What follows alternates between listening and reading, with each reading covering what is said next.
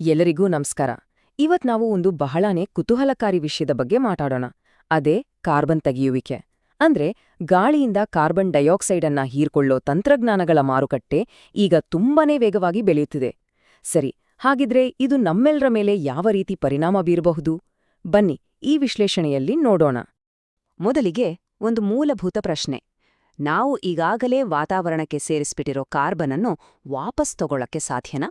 ಹೌದು, ಇದೇ ಪ್ರಶ್ನೆ ಇವತ್ತಿನ ನಮ್ಮ ಇಡೀ ಚರ್ಚೆಯ ಕೇಂದ್ರಬಿಂದು.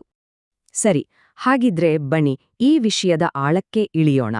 ಮೊದಲು ಬೇಸಿಕ್ಸಿಂದ ಶುರು ಮಾಡೋಣ, ಆಮೇಲೆ ನಿರ್ದಿಷ್ಟ ತಂತ್ರಜ್ಞಾನಗಳು ಹೇಗಿವೆ, ಅದರ ಭವಿಷ್ಯ ಏನಿದೆ ಅನ್ನೋದನ್ನ ಒಂದೊಂದಾಗಿ ನೋಡೋಣ. ಮೊದಲನೇದಾಗಿ ಈ ಇಡೀ ಸಿಸ್ಟಮ್ ನಿಂತಿರೋದೇ ಕಾರ್ಬನ್ ಕ್ರೆಡಿಟ್ಸ್ ಅನ್ನೋ ಪರಿಕಲ್ಪನೆ ಮೇಲೆ. ಹಾಗಿದ್ರೆ ಬನ್ನಿ ಮೊದಲು ಅದನ್ನೇ ಅರ್ಥ ಮಾಡ್ಕೊಳ್ಳೋಣ. ತುಂಬಾ ಸರಳವಾಗಿ ಹೇಳಬೇಕು ಅಂದ್ರೆ, ಈ ಕಾರ್ಬನ್ ಕ್ರೆಡಿಟ್ ಅನ್ನೋದು ಮಾಲಿನ್ಯ ಮಾಡೋಕೆ ಸಿಗುವ ಒಂದು ಪರ್ಮಿಷನ್ ಸ್ಲಿಪ್ ಇದ್ದ ಹಾಗೆ. ಒಂದು ಕ್ರೆಡಿಟ್ ಇದ್ರೆ 1 ಟನ್ ಕಾರ್ಬನ್ ಡೈಆಕ್ಸೈಡ್ ಹೊರಸೂಸಬಹುದು ಅಂತ ಅರ್ಥ. ಇದನ್ನೇ ಕಂಪನಿಗಳು ತಮ್ಮೊಳಗೆ ಕೊಂಡ್ಕೊಳ್ಬಹುದು, ಮಾರಾಟನೂ ಮಾಡಬಹುದು. ಹಾಗಿದ್ರೆ ಈ ಕ್ರೆಡಿಟ್ಸ್ ಹೇಗುಟ್ಟಿಕೊಳ್ತವೆ? ಯೋಚಿಸಿ. ಒಂದು ಕಂಪನಿ ತನ್ನ ಮಾಮೂಲಿ ಕಾರ್ಯಾಚರಣೆಗಿಂತ ಕಡಿಮೆ ಮಾಲಿನ್ಯ ಮಾಡುವ ಒಂದು ಹೊಸ ಪ್ರಾಜೆಕ್ಟ್ ಶುರು ಮಾಡಿದ್ರೆ, ಅದು ಎಷ್ಟು ಮಾಲಿನ್ಯವನ್ನ ಉಳಿಸುತ್ತೋ ಆ ಪ್ರಮಾಣವನ್ನೇ ಕಾರ್ಬನ್ ಕ್ರೆಡಿಟ್ಗಳಾಗಿ ಪರಿವರ್ತಿಸಲಾಗುತ್ತೆ. ಇಲ್ಲಿ ಚಿತ್ರದಲ್ಲಿ ನೋಡಿದ ಹಾಗೆ ಆ ಬೇಸ್ಲೈನ್ ಮತ್ತೆ ನಿಜವಾದ ಹೊರಸೂಸುವಿಕೆ ಮಧ್ಯೆ ಇರೋ ಗ್ಯಾಪ್ ಇದೆಯಲ್ಲ, ಅದೇ ಕ್ರೆಡಿಟ್ ಆಗಿ ಬದಲಾಗುತ್ತೆ. ಈಗ ಈ ಕಾರ್ಬನ್ ಮಾರುಕಟ್ಟೆಗಳಲ್ಲಿ 2 ಮುಖ್ಯವಾದ ವಿಧಗಳಿವೆ. ಮೊದಲನೆಯದು ಕಂಪ್ಲಾಯನ್ಸ್ ಮಾರುಕಟ್ಟೆ. ಇಲ್ಲಿ ಸರ್ಕಾರಗಳೇ ಮಾಲಿನ್ಯದ ಮೇಲೆ ಒಂದು ಲಿಮಿಟ್ ಹಾಕಿರ್ತವೆ, ಹಾಗಾಗಿ ಕಂಪನಿಗಳು ಈ ನಿಯಮ ಪಾಲಿಸಲೇಬೇಕು. ಇನ್ನೊಂದು ಸ್ವಯಂ ಪ್ರೇರಿತ ಮಾರುಕಟ್ಟೆ. ಇಲ್ಲಿ ಕಂಪನಿಗಳು ತಮ್ಮ ಪರಿಸರ ಕಾಳಜಿಯ ಗುರಿಗಳನ್ನ ತಲುಪೋಕೆ ತಾವಾಗಿಯೇ ಬಂದು ಕ್ರೆಡಿಟ್ಸ್ ಖರೀದಿ ಮಾಡ್ತವೆ. ಸರಿ, ನಮ್ಮ ಮುಂದಿನ ವಿಭಾಗಕ್ಕೆ ಹೋಗೋಣ. ಇಲ್ಲಿ ಒಂದು ದೊಡ್ಡ ಬದಲಾವಣೆ ಆಗ್ತಿರೋದನ್ನ ನಾವು ನೋಡಬಹುದು. ಮಾರುಕಟ್ಟೆಯಲ್ಲಿ ಈಗ ಒಂದು ನಿರ್ದಿಷ್ಟ ಹೈ ಕ್ವಾಲಿಟಿ ಕ್ರೆಡಿಟ್ಗೆ ಬೇಡಿಕೆ ಸಿಕ್ಕಾಪಟ್ಟೆ ಜಾಸ್ತಿ ಆಗ್ತಿದೆ. ಇಲ್ಲಿ 2 ತರಹದ ಕ್ರೆಡಿಟ್ಗಳ ಮಧ್ಯೆ ಒಂದು ಮುಖ್ಯವಾದ ವ್ಯತ್ಯಾಸ ಇದೆ. ತಡೆಗಟ್ಟುವಿಕೆ ಕ್ರೆಡಿಟ್ಗಳು ಅಂದ್ರೆ ಹೊಸ ಮಾಲಿನ್ಯ ಆಗದ ಹಾಗೆ ತಡೆಯೋದು, ಉದಾಹರಣೆಗೆ ಸೋಲಾರ್ ಪವರ್ ಪ್ಲಾಂಟ್. ಆದ್ರೆ ತೆಗೆದುಹಾಕುವಿಕೆ ಕ್ರೆಡಿಟ್ಗಳು ಇದಕ್ಕಿಂತ ಒಂದು ಹೆಜ್ಜೆ ಮುಂದೆ. ಇವು ವಾತಾವರಣದಲ್ಲಿ ಈಗಾಗ್ಲೇ ಇರೋ ಕಾರ್ಬನ್ ಅನ್ನು ಆಕ್ಟಿವ್ ಆಗಿ ಹೊರಗೆಳಿತವೆ. ಇದೇ ಕಾರಣಕ್ಕೆ ಇದನ್ನ ಹೆಚ್ಚು ಪರಿಣಾಮಕಾರಿ ಅಂತ ಪರಿಗಣಿಸಲಾಗ್ತಿದೆ. ಈ ಮಾತನ್ನು ಗಮನಿಸಿ. ಕಾರ್ಪೊರೇಟ್ ಕಂಪನಿಗಳು ಯಾಕೆ ಈ ತೆಗೆದುಹಾಕುವಿಕೆ ಕ್ರೆಡಿಟ್ಗಳಿಗೆ ಹೆಚ್ಚು ದುಡ್ಡು ಕೊಡೋಕೆ ರೆಡಿ ಇವೆ ಅನ್ನೋದಕ್ಕೆ ಇದು ಉತ್ತರ. ಅವರಿಗೀಗ ಸುಮ್ಮನೆ ಭರವಸೆ ಸಾಲ್ದು, ಬದಲಿಗೆ ದೀರ್ಘಕಾಲ ಬಾಳಿಕೆ ಬರುವ ನಂಬಿಕೆಗೆ ಅರ್ಹವಾದ ಕಾರ್ಬನ್ ತೆಗೆಯುವಿಕೆ ಸಾಕ್ಷಿ ಬೇಕಾಗಿದೆ. ಬನ್ನಿ ನಮ್ಮ ಗಮನವನ್ನ ಇನ್ನಷ್ಟು ಚುರುಕುಗೊಳಿಸಿ ಇಂಜಿನಿಯರ್ಡ್ ಕಾರ್ಬನ್ ಡೈಆಕ್ಸೈಡ್ ರಿಮೂವಲ್ ಅಂದ್ರೆ ಸಿಡಿಆರ್ ಬಗ್ಗೆ ಮಾತಾಡೋಣ. ಇವು ಕಾರ್ಬನ್ ಅನ್ನ ಹೊರತೆಗೆಯೋಕೆಂದೇ ವಿನ್ಯಾಸ ಮಾಡಿರುವ ದೀರ್ಘಕಾಲ ಬಾಳಿಕೆ ಬರುವ ತಂತ್ರಜ್ಞಾನಗಳು.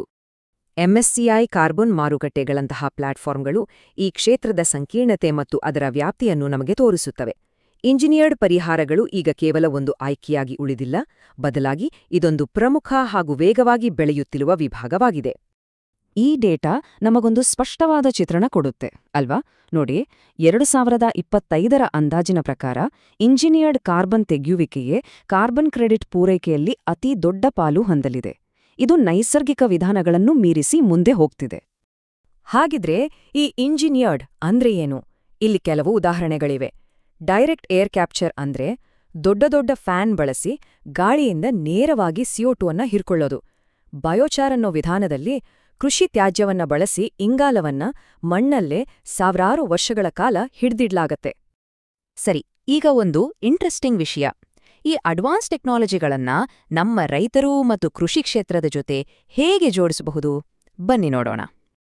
ಇದರಿಂದ ರೈತರಿಗೆ ಅದೆಷ್ಟೋ ಲಾಭಗಳಿವೆ. ಮೊದಲನೇದಾಗಿ, ಪುನಶ್ಚೇತನ ಕೃಷಿ ಪದ್ಧತಿಗಳನ್ನ ಅಳವಡಿಸ್ಕೊಂಡ್ರೆ ಕಾರ್ಬನ್ ಕ್ರೆಡಿಟ್ಸ್ ಮಾರಿ ಒಂದು ಹೊಸ ಆದಾಯದ ಮೂಲವನ್ನೇ ಸೃಷ್ಟಿಸ್ಕೊಳ್ಬಹುದು. ಅಷ್ಟೇ ಅಲ್ಲ, ಇದು ಮಣ್ಣಿನ ಆರೋಗ್ಯವನ್ನ ಸುಧಾರಿಸುತ್ತೆ, ಬೆಳೆಗಳು ಬರಗಾಲವನ್ನ ತಡ್ಕೊಳ್ಳುವ ಶಕ್ತಿ ಕೊಡುತ್ತೆ ಮತ್ತು ರಾಸಾಯನಿಕ ಗೊಬ್ಬರಗಳ ಮೇಲಿನ ಅವಲಂಬನೆಯನ್ನು ಕಡಿಮೆ ಮಾಡುತ್ತೆ. ಹಾಗಿದ್ರೆ ಈ ಪ್ರಕ್ರಿಯೆ ನಡೆಯೋದು ಹೇಗೆ? ಇದನ್ನ ಹಂತ ಹಂತವಾಗಿ ನೋಡೋಣ. ರೈತರು ತಮ್ಮ ಕೃಷಿ ವಿಧಾನವನ್ನ ಬದಲಾಯಿಸಿದಾಗ ಮಣ್ಣಿನಲ್ಲಿ ಇಂಗಾಲ ಸಂಗ್ರಹ ಆಗುತ್ತೆ. ಇದನ್ನ ತಜ್ಞರು ಅಳತೆ ಮಾಡಿ ಸರ್ಟಿಫೈ ಮಾಡ್ತಾರೆ. ನಂತರ ಪ್ರತಿ ಟನ್ ಇಂಗಾಲಕ್ಕೆ ಒಂದು ಕ್ರೆಡಿಟ್ ಸಿಗುತ್ತೆ. ಆ ಕ್ರೆಡಿಟ್ ಅನ್ನ ರೈತರು ಮಾರುಕಟ್ಟೆಯಲ್ಲಿ ಮಾರಾಟ ಮಾಡಿ ಹಣ ಗಳಿಸಬಹುದು. ತುಂಬಾ ಸರಳ ಅಲ್ವಾ? ಸರಿ, ಈಗ ಭವಿಷ್ಯದ ಕಡೆ ನೋಡೋಣ. ಈ ಹೊಸದಾಗಿ ಹುಟ್ಕೊಂಡಿರೋ ಮಾರುಕಟ್ಟೆ ಮುಂದಿನ ದಿನಗಳಲ್ಲಿ ಎಷ್ಟು ದೊಡ್ಡದಾಗಿ ಬೆಳೆಯಬಹುದು?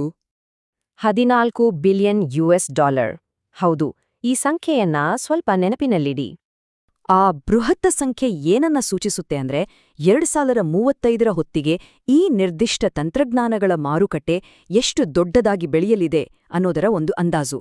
ಇದು ಒಂದು ಸಣ್ಣ ಉದ್ಯಮದಿಂದ ಜಾಗತಿಕ ಆರ್ಥಿಕತೆಯ ಒಂದು ಪ್ರಮುಖ ಭಾಗವಾಗಿ ಬೆಳೆಯುವ ಎಲ್ಲಾ ಲಕ್ಷಣಗಳನ್ನು ತೋರಿಸ್ತಾ ಇದೆ. ಈ ಮುನ್ನೋಟದ ಹಿಂದಿರುವ ಅಂಕಿಅಂಶಗಳನ್ನು ನೋಡಿದ್ರೆ ಪ್ರತಿ ವರ್ಷ ಸರಾಸರಿ 38% ಸಂಯುಕ್ತ ಬೆಳವಣಿಗೆಯ ದರವನ್ನ ನಿರೀಕ್ಷಿಸಲಾಗಿದೆ. ವಾವ್! ಡೈರೆಕ್ಟ್ ಏರ್ ಕ್ಯಾಪ್ಚರ್ ಮತ್ತು ಬಯೋಚಾರ್ನಂಥ ತಂತ್ರಜ್ಞಾನಗಳೇ ಈ ಬೆಳವಣಿಗೆಯ ಹಿಂದಿನ ಪ್ರಮುಖ ಶಕ್ತಿಗಳು. ಹಾಗಾಗಿ ಇಲ್ಲಿ ನಾವು ಅರ್ಥ ಮಾಡಿಕೊಳ್ಬೇಕಾದ ಪ್ರಮುಖ ಅಂಶ ಅಂದ್ರೆ ಇದು ಕೇವಲ ಭವಿಷ್ಯದ ಒಂದು ಊಹೆ ಅಲ್ಲ. ಈಗಲೇ ರಿಯಲ್ ಟೈಮ್ನಲ್ಲಿ ಉತ್ತಮ ಗುಣಮಟ್ಟದ ಕಾರ್ಬನ್ ತೆಗೆಯುವಿಕೆ ಕ್ರೆಡಿಟ್ಗಳಿಗೆ ಬೇಡಿಕೆ ತುಂಬಾ ಹೆಚ್ಚಿದೆ, ಆದರೆ ಪೂರೈಕೆ ಅದಕ್ಕೆ ತಕ್ಕ ಹಾಗೆ ಇಲ್ಲ. ಇದೇ ಕಾರಣಕ್ಕೆ ಈ ಕ್ಷೇತ್ರದಲ್ಲಿ ಹೊಸ ಹೂಡಿಕೆ ಮತ್ತು ಸಂಶೋಧನೆಗಳು ತುಂಬಾನೇ ವೇಗವಾಗಿ ನಡೀತಾ ಇವೆ. ಕೊನೆಯದಾಗಿ ಒಂದು ಪ್ರಶ್ನೆ. ಈ ವೇಗವಾಗಿ ಬೆಳೆಯುತ್ತಿರುವ ಉದ್ಯಮ, ಅದರಲ್ಲಿರೋ ಆರ್ಥಿಕ ಅವಕಾಶಗಳು ಮತ್ತು ಪರಿಸರದ ಮೇಲಿನ ಅದರ ಪರಿಣಾಮಗಳನ್ನ ನೋಡಿದ್ರೆ ನಾವೀಗ ಒಂದು ಹೊಸ ಕಾರ್ಬನ್ ಗೋಲ್ಡ್ ರಶ್ನ ಹೊಸ್ತಿಲಲ್ಲಿ ನಿಂತಿದ್ದೀವಾ? ಈ ಬಗ್ಗೆ ಯೋಚಿಸೋಕೆ ಇದಕ್ಕಿಂತ ಒಳ್ಳೆ ಸಮಯ ಇನ್ನೊಂದಿಲ್ಲ.